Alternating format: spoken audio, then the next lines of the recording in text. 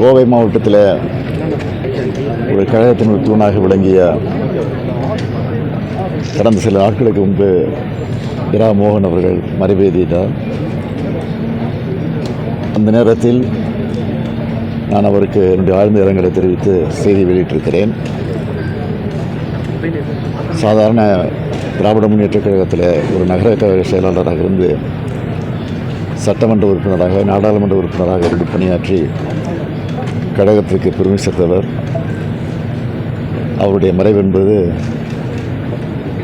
கோவை மாவட்டத்துக்கு மட்டுமல்ல, திராவிட முன்னேற்றக் கழகத்திற்கும் மாபெரும் இழப்பாக அமைந்திருக்கிறது. எனவே அவரை இழந்து பாடி துயரத்தில் இருக்கக்கூடிய அவருடைய குடும்பத்தை சந்தித்து ஆறுதல் சொல்வதற்காக நான் வந்தேன். ஆறுதல் சொல்லிவிட்டு வந்திருக்கிறேன். மீண்டும் அவர் இழந்து வாழக்கூடிய குடும்பத்தாருக்கும் இந்த வட்டாரத்தில் இருக்கக்கூடிய திராவிட முன்னேற்றக் கழகத்தினுடைய தோழர்களுக்கும் என்னுடைய ஆழ்ந்த இரங்கலை நான் தெரிவித்துக் கொள்கிறேன்.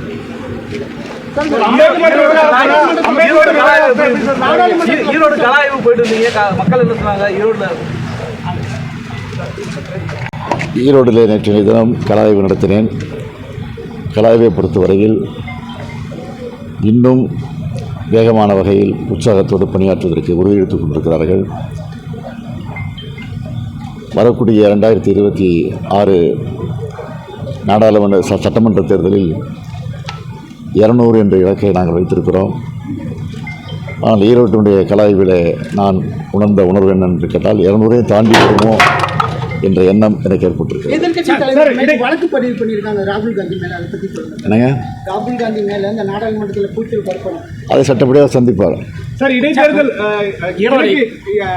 கிழக்கு இடைத்தேர்தல் திமுக வசமாகுமா சார்? திமுக வசமாகதில்லை, திமுக கூட்டணி வசமாகும். கூட்டணிக்கு அப்படின்னா ஈரோடு அந்த இடைத்தேர்தல் வந்து கூட்டணிக்கு ஏற்கனவே இந்தியா கூட்டணியில் திமுக அங்கே வைக்கிறது. எனவே இந்தியா கூட்டணியுடைய வசமாகும். மீண்டும் காங்கிரஸ் வாய்ப்பா சார்? மீண்டும் ஈரோடு கிழக்கு காங்கிரஸ்க்கு ஒதுக்கிடுவோமா? அது முறையாக அவருடன் கலந்து பேசி முடிவெடுத்து அறிவிப்போம். பல நேரம் நான் சொல்லியிருக்கேன். அது கொடுமையான ஒரு முடிவு. அது ஜனநாயகத்தை படுகொலைக்கு தள்ளக்கூடிய நிலையில் அந்த ஒரு நாள் ஒரே நாடு ஒரே தேர்தல் என்பது ஒரே நாள் ஒரே தேர்தல் என்பது நிச்சயமாக அது ஒரு ஜனநாயகத்தை படுகொலைக்கு தள்ளக்கூடிய மோசமான செயலாகும்.